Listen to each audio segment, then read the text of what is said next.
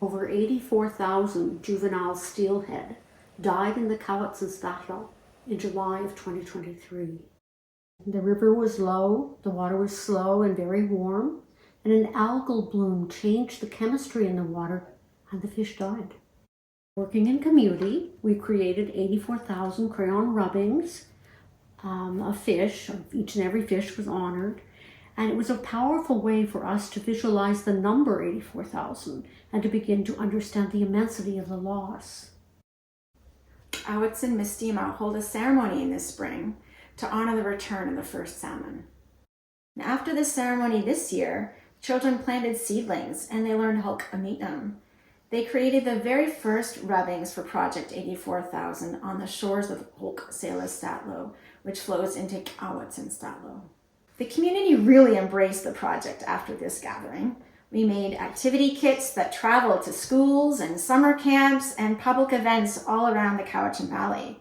And children and adults alike learned about water science and Cowichan teachings, and many of them made a wish for the fish. So when folks moved their hand across this paper, some found it calming, others found it cathartic, and some people just kept rubbing and rubbing and rubbing. And they shared stories about their concern. They talked about changes they're seeing, changes to the birds and trees and water and the food that they're growing. Others rubbed in silence. Some would stop and reflect on their feelings. People were sensing and acknowledging the connection between this tragic loss of fish and all our relations. We are all connected. We offered the artwork to the river on World Rivers Day.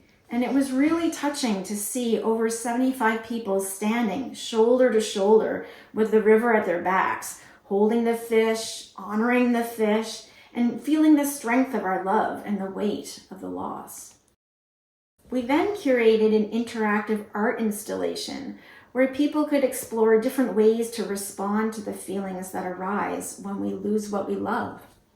We also hosted sharing and listening circles for the public. This was a way for us to keep growing the skills that we need to stay present when grief arises, and it gave us an opportunity for healing and community. Project 84,000 was a way for us to hold space to grieve together. It was a creative way for us to honor the fish, the water, and all our relations. So let's continue to do that. Let's continue to take care of the earth and each other.